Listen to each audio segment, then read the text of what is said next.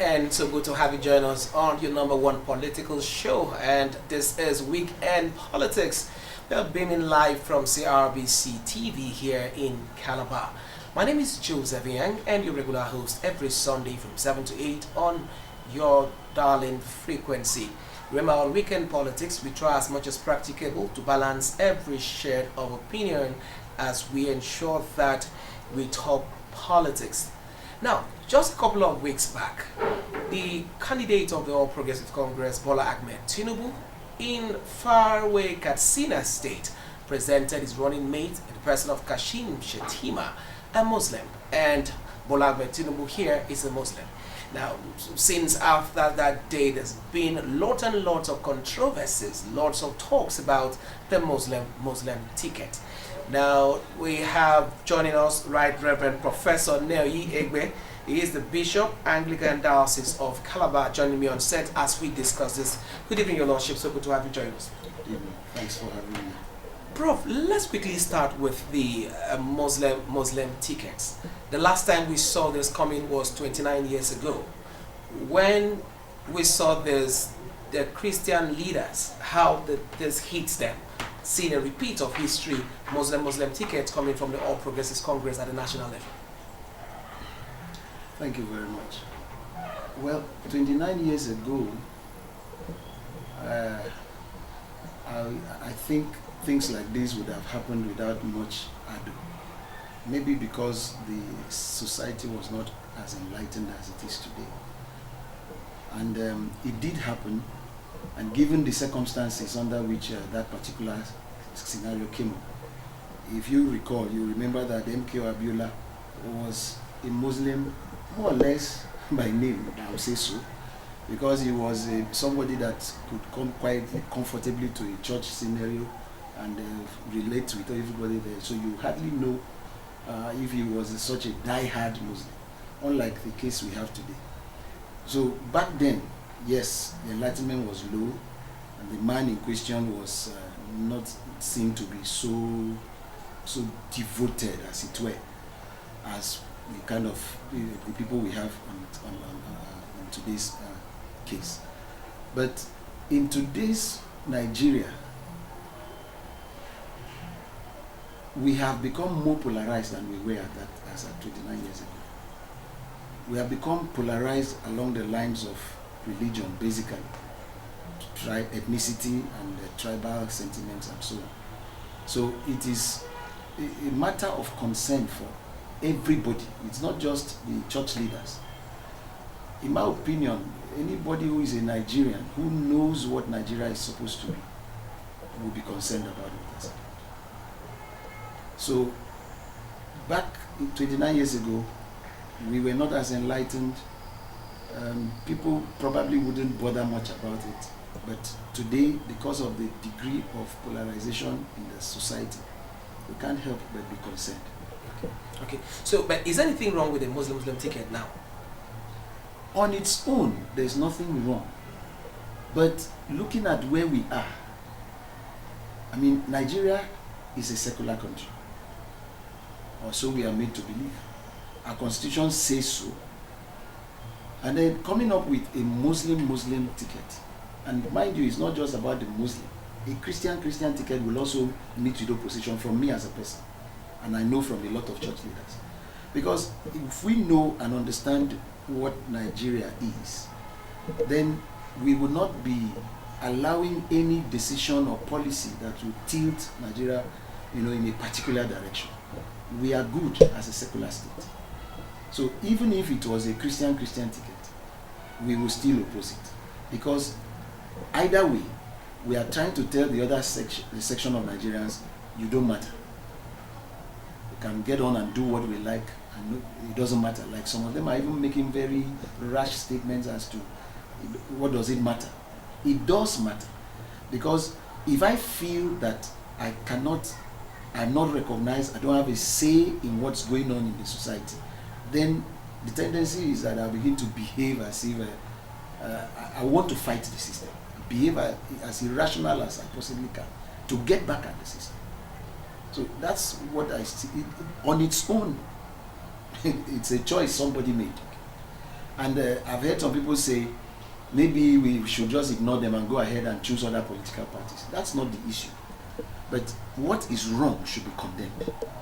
In the first place, I wouldn't on my own wake up and vote for a party that has disappointed me.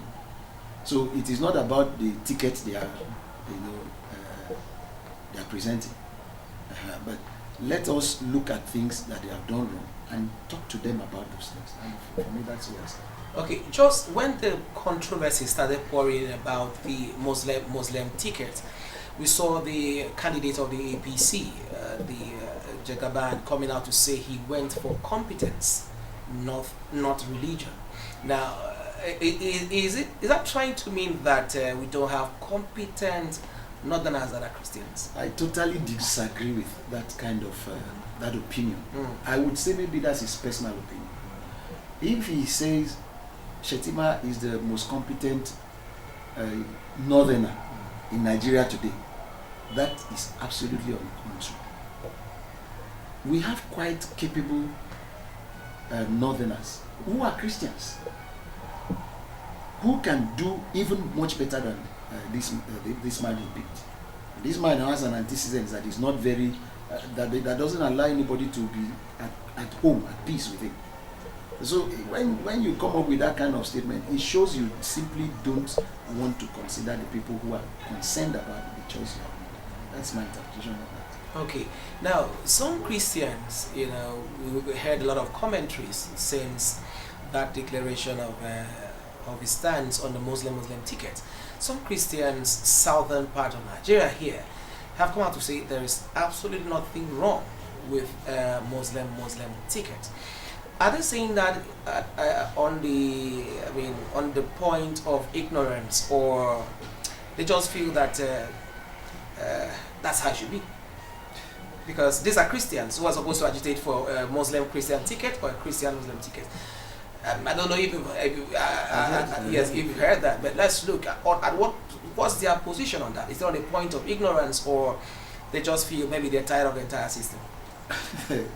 They probably are tired of the system, but I don't think it's out of ignorance. But maybe, most of us in Nigeria have come to the point where we say anything goes, and we submit ourselves to whatever we find. And the average Nigerian you see on the street wants to make fun out of everything that's going on, as if to say, it doesn't bother me, whatever they want to do, let them do. But I think an objective assessment of our environment as a country and as a nation that we claim is one would make every sensible, objective Nigerian, whether pagan, Christian, Muslim, oppose the same religion ticket, same faith ticket. It should not stand in this society, because, like I said earlier, it alienates some people from the system. It makes people feel uncomfortable to address issues as they are. So anyone who supports it, maybe they even have some ulterior motive for supporting it. You wouldn't know. But I think generally most Nigerians are fed up with what is going on, so they don't care. Then for those who are more vocal, maybe they have something they are going to gain from such an arrangement. But I think anybody looking at the well-being of this nation, the unity of Nigeria, the future of this country, should be opposed to such a same-faith ticket. Okay, Your Lordship, we've been told in several fora that politics is a game of number. And we see the North always alleging or saying that they have the strength. So if you don't pick a Muslim from the North, their party would not win. What's the percentage of Christianity put it side by side with the Muslim?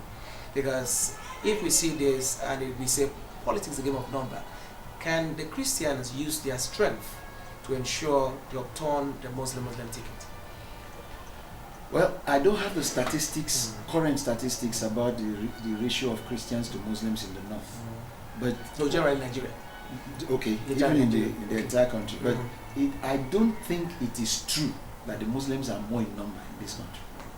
See, if we look back at the antecedents of our population census over the years, you always find this margin of some element of uncertainty in the numbers that are being produced. That's why our population figures are always estimated. I don't think that Nigeria is tilted towards in favor of the Muslims. If we look at it, we probably are maybe at the same ratio, I think, or close to the same ratio. But we shouldn't forget that there are also other people who are neither Muslims nor Christians in the country, and they make up a sizable number too. So, if we amplify maybe one religion over another, we are creating minorities of more people's groupings. We are creating minorities of those who are not Christians, those who are not those who are African traditional religionists, those who are atheists altogether. Several categories of minority groupings, and that's not helpful at all. So I think the objective thing to do for us is to simply not begin to talk about same faith ticket on the basis of the fact that it does not provide a balance. Politics is indeed a game of numbers, but there are still issues that can also make you lose the numbers you're considering. That I picked, okay, if it's game of numbers, I want the support from a particular group. Why wouldn't he take somebody who is a Christian from the north? There are other vice presidential candidates in other parties who are good materials from the same north. Why couldn't he negotiate with the Kwankwasos, though he's a Muslim also, and the other people? Kwankwaso went for a Christian as his running mate. Why didn't he look for a Muslim down south? These are people who want to balance the system and ensure equity, fairness to all. But what the APC has done, for me, I interpret it as part of the impunity that they have been running the country with. They don't care. Okay, Bishop, you superintend over a very large congregation, and you get to feel their pulse, when it has to do with politics and all of that. What do you think would be the fears, the concerns that your members or an average Nigerian, an average Christian has raised over these Muslim tickets? We already know, following what's been going on, that there is no truth in the way this country is run by those who are in power. You and I know that today, if there's any incident here that involves, let's use the bandits, the Fulani herdsmen, and even Boko Haram, and you even happen to be on the scene and you pick up the people concerned and take them to the police station, before you know it, they are released. Somebody from somewhere will speak and they are released.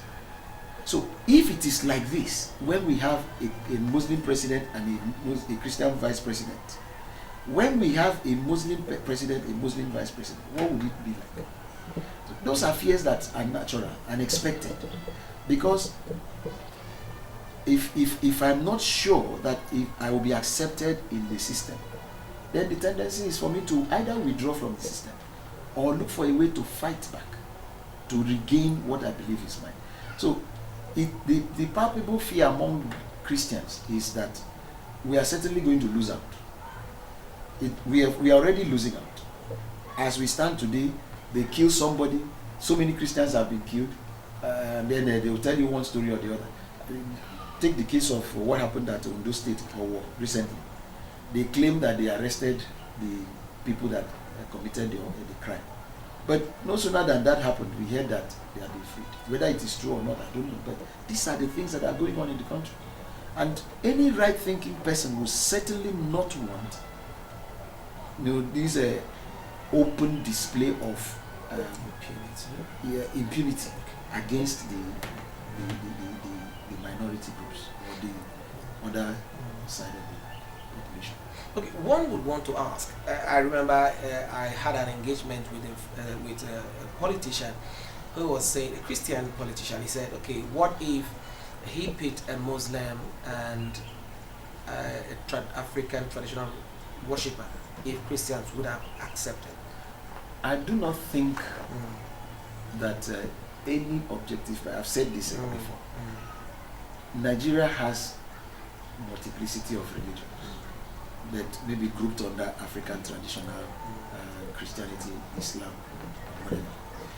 If there are only two positions to take, we can't have three people coming.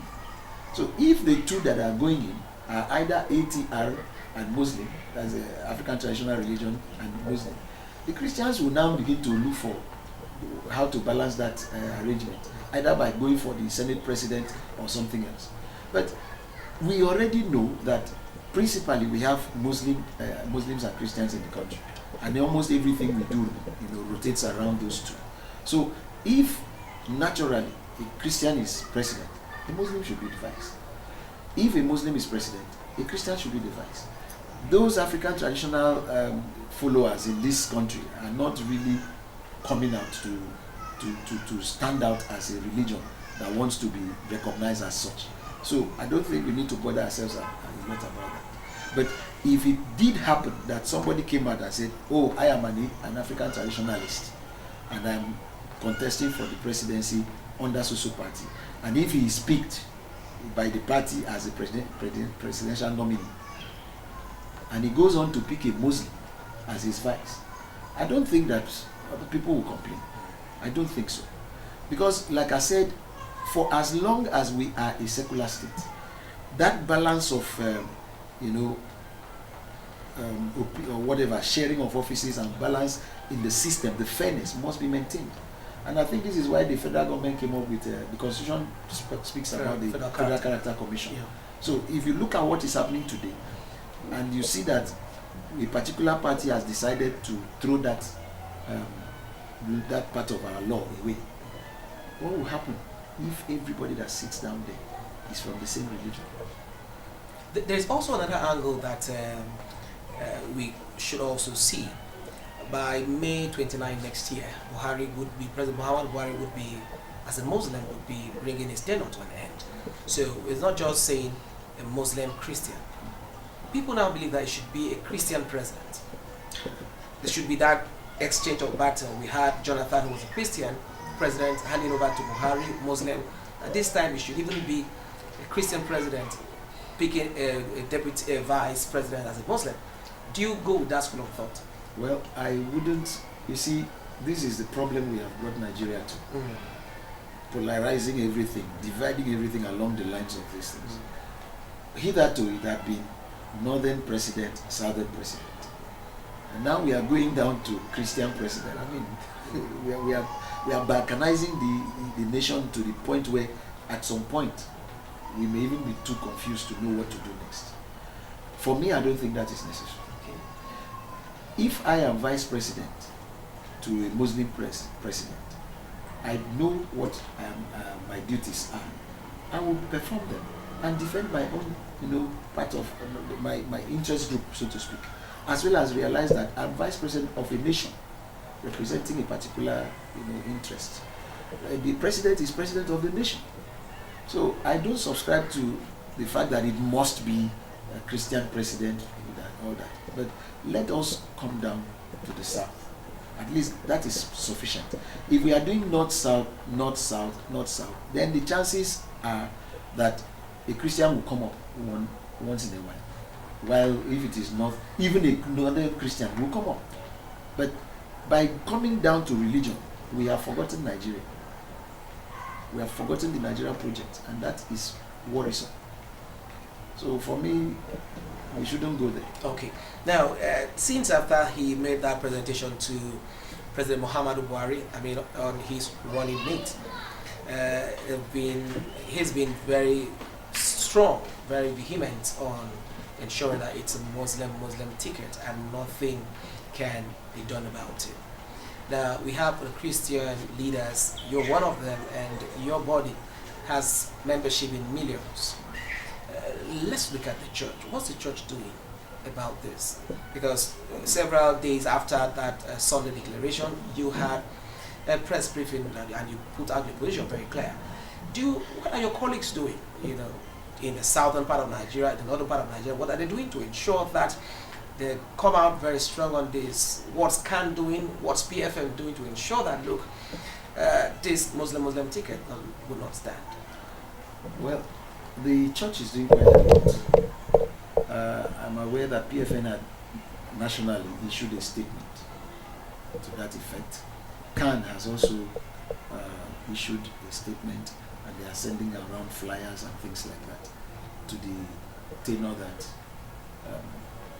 Christians should come together and defend what we believe in. Nigeria as a nation, as a secular nation, we must respect that and allow what should be. So we have taken our own stand as a church, as the Church of Christ in this country. CAN is working, PFN is working, and we are sensitizing our members to understand that this thing is not necessarily about what the APC candidate has done, but about Nigeria. If we let what he has done continue, then the impunity we have will, in fact, our battle against impunity will become more difficult. So we need to stand our ground to insist on the right thing being done. And if he's not ready to listen to us, now that he has not become president, is it when he becomes president he will listen? No, let's face it. If he can say, in fact, his words have been rather, he's displaying an attitude of, you can go to hell. If that is what he's doing as at now, as a candidate, if he became president, then he will be unapproachable. And none of us will be able to talk to him. So he does not, that ticket does not represent the interest of Nigerians as a whole, not to talk of the interest of the church. So the church is doing everything it can to mobilize her members and educate them properly on what we stand for. And there are certain flyers that CAN has produced, which are online, and that they'll be distributing to different places, which I believe where people go through. And CAN being objective, they didn't say you must vote for a particular candidate. They've just said this is where we are going. We need credible candidates who have a pedigree for doing, looking at policy and not playing the politics of religion and ethnicity, but looking at policies, looking at what needs to be done in the country.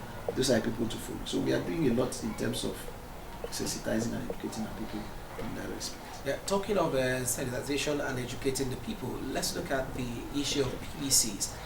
Just a few days from now, there will be a closure on registration of for permanent voter card. We know that you cannot, change the narrative if you don't have your PVCs. So what's the church doing to ensure that they tell their members to go all out and get their PVCs? I am aware that several congregations, several denominations had gone ahead to bring INEC to the church premises. We did that here. We had them here for 4 days. And I need to say, we had to pay money for them to come in. And as I speak to you now, I know they are doing registration at St. Bernard's Catholic Church at Maurice Lezo. And I'm aware that the Church of God Mission at Idumoto is also doing the same thing. So this had been on. Some church winners had done earlier on. A couple of other churches had also done the same thing.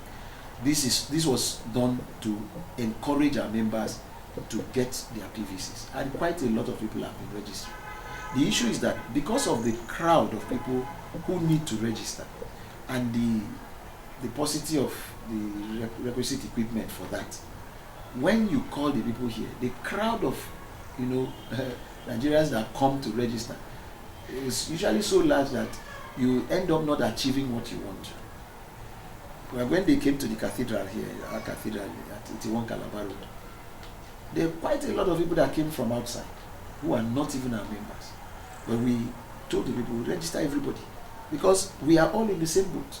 We are all suffering the same thing. So wherever we can provide such a facility to help the people, it's okay. So the church is doing quite a lot in that respect. Not only in Cross River State, not only in Calabar. I think that's where even in other states of the Federation, we've heard of churches and denominations that have gone ahead to provide the same service. And I think it's encouraging.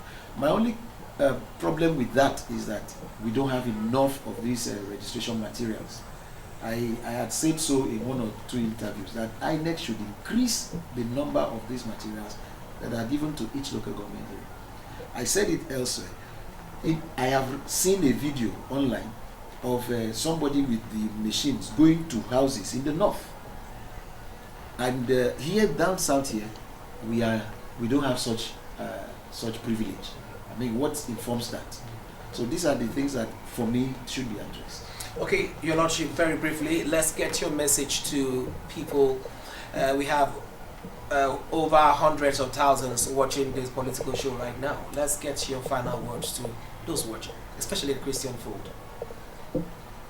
All I'll say is, Nigeria is ours. We must take it back. From these gladiators who are jumping all around with impunity and lies, as far as I'm concerned, Nigeria belongs to us, all of us, and we should all rise up and take it. Register, get your PVC, get ready to vote. On the election day, vote and wait until the votes are counted and the result transmitted. I personally intend to do just that. Please, let's go ahead and take Nigeria back. Thank you very much. Thank you so very much, Right Reverend Professor Neoyi Egbe, Bishop Anglican Diocese of Calabar. Many thanks for your time on Weekend Politics. Thank you for We'll be coming time to time to get your opinion on some political issues. Thank you very much. Thank you. So stay with us. We're not done yet. Don't go anywhere.